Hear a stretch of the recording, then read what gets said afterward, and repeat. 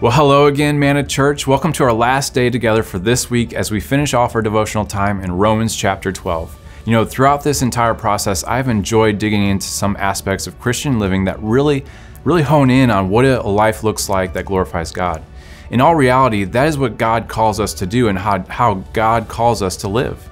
These next few verses, which are our final verses for the week, really show how we as followers of Christ are to treat each other, assist each other, and serve each other for the sake of spreading the gospel. So let's jump into the verses for today in Romans chapter 12, verses 10, 11, and 12, which tell us, "Love one another with brotherly affection, outdo one another in showing honor, do not be slothful in zeal, be fervent in spirit, serve the Lord.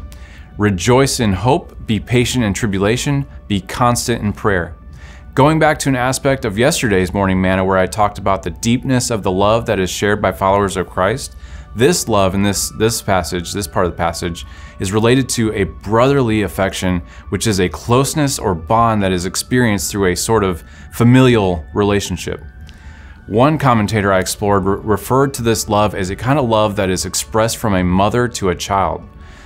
I also love the second part of verse 10, which says, "Outdo one another in showing honor," because it reminds me of one of my favorite verses in the entire Bible, which comes from Philippians chapter 2, verse 3, which says, "Do nothing from selfish ambition or conceit, but in humility count others more significant than yourself."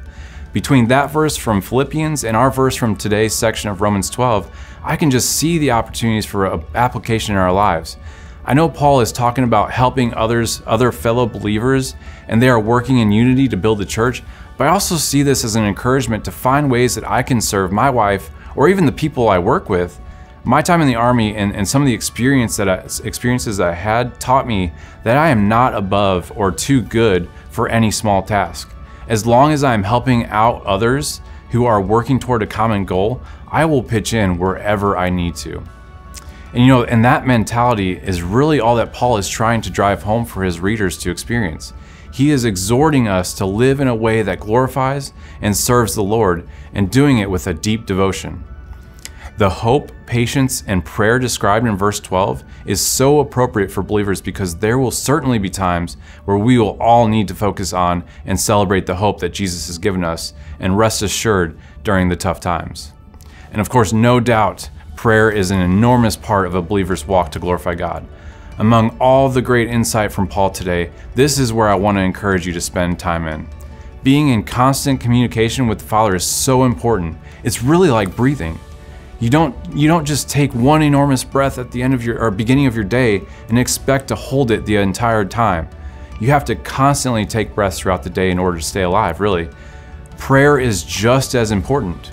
In every aspect of your day, be in constant communication with the Holy Spirit, always checking in with Him, seeking His guidance, asking Him for growth, all those things.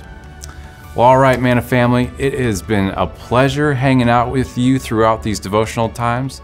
God bless. I love you.